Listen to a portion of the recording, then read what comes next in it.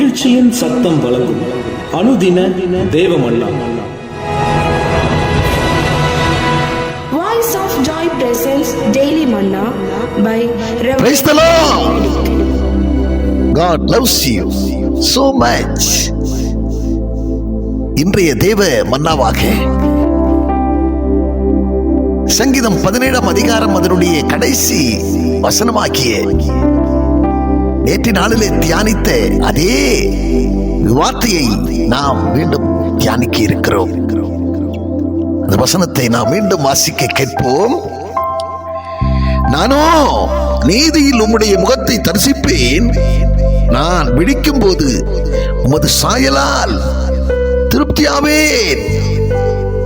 இன்றைய மன்னாவின் தலைப்பு, தேவன் தம்முடைய சாயலாய் நம்மை திருப்தியாக்குகிறார்.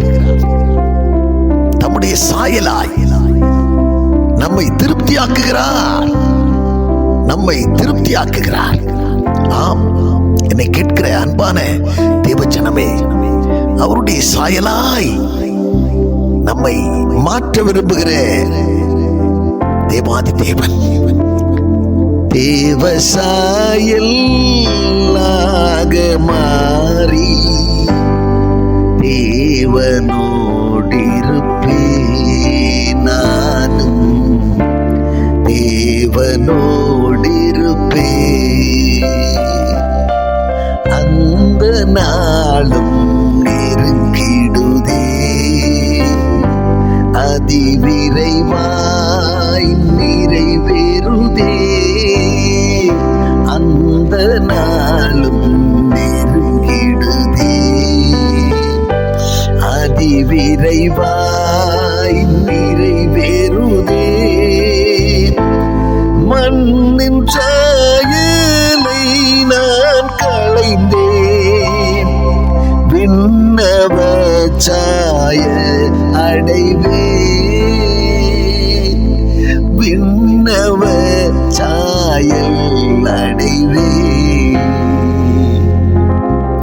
தேவ சாயலாக மாறி தேவனோடிருப்பேன், நானும் தேவனோடிருப்பேன்.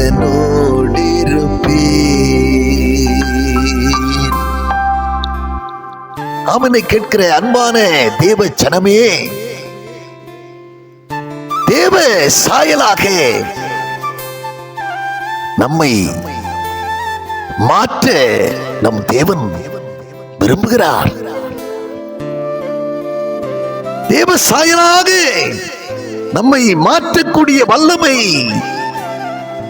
எதுல இருக்கிறதுன்னு சொன்னால், 2 கொரிந்தியர் 4 அதிகாரம் 4 வசனத்திலே சொல்லப்பட்டிருக்கிற வண்ணமாக, தேவ சாயலாயிருக்கிற கிறிஸ்துவின் மகிமையான சுவிசேஷத்தின் ஒளி அவிசுவாசிகளாகி அவர்களுக்கு பிரகாசமாயிராதபடிக்கு இப்பிரபஞ்சத்தின் தேவனானவன் அவருடைய மனதை குருடாக்கினான் என்று சொல்லி 2 கொரிந்தியர் 4 அதிகாரம் 4 வசனத்திலே எழுதப்பட்டிருக்கிறது.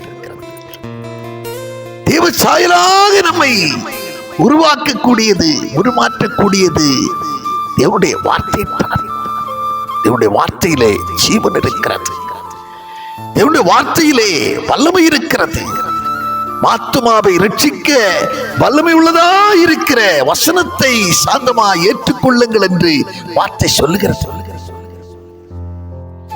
அவனை கேட்கிற அன்பான தேவச்சனமே, தேவனுடைய வார்த்தையை எவ்வளவாய் தியானிப்பீர்களோ, எவ்வளவாய் அதிலே பிரியமாய் இருப்பீர்களோ, அவ்வளவாய் நீங்கள் தேவ சாயலாய் நீங்கள் மாற்றப்படுவீர்கள். அது மட்டுமல்ல, அவருடைய ஆவியினாலும் நாம் அவருடைய சாயலாய் மாற்றப்படுகிறோம் என்று சொல்லி 2 கொரிந்தியர் 3 அதிகாரத்திலே 17-18 வார்த்தைகள் சொல்கிறது. கர்த்தரே ஆவியானவர், கர்த்தருடைய ஆவி எங்கேயோ அங்கே விடுதலை உண்டு. நாம் எல்லோரும் திறந்த முகமாய் கர்த்தருடைய மகிமையை கண்ணாடியிலே காண்கிறது போல கண்டு, அவியாயிருக்கிற கர்த்தரால் அந்த சாயலாகத்தானே மகிமையின் மேல் மகிமை அடைந்து மறுரூபப்படுகிறோம். என கேட்கிற அன்பான தேவச்சனமே, உடைய வார்த்தையிலே தியானமாயிருங்கள். உடைய வார்த்தையை உட்கொள்ளுங்கள். உடைய வார்த்தையை இருதயத்திலே நீங்கள் காத்துக்கொள்ளுங்கள்.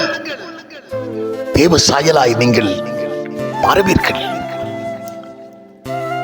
தேவ ஆவியினாலே கிறிஸ்துவின் ஆவியானவர் உங்களுக்குள்ளே காணப்படுவார் என்று சொன்னால், அந்த ஆவியானவர் உங்களை நம்முடைய சாயலாய் மாற்றுகிறவராயிருக்கிறார்.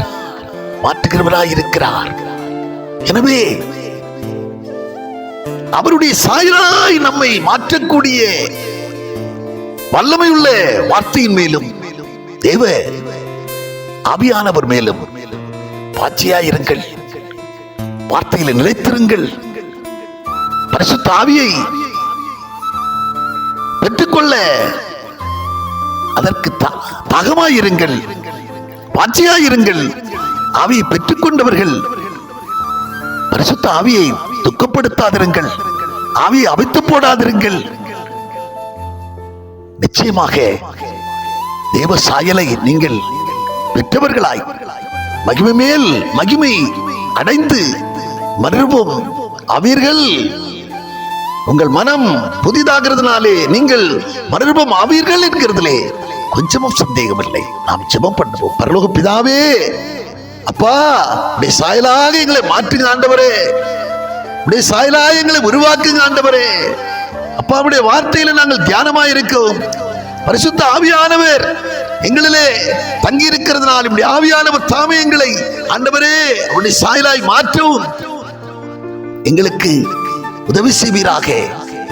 நாங்கள் மகிமை மேல் மகிமை அடைந்து மர்மம் அடைந்தவர்களாய் மக்கண்டு ஜீவசாட்சியாய் வாழ்கிறவர்களாய் நாங்கள் இன்னும் காணப்பட எங்களை ஒப்புக் கொடுக்கிறோம், விட்டுக் கொடுக்கிறோம். இயேசு கிறிஸ்து மூலம் ஜெபிக்கிறோம் நல்ல பிதாவே, ஆமென்.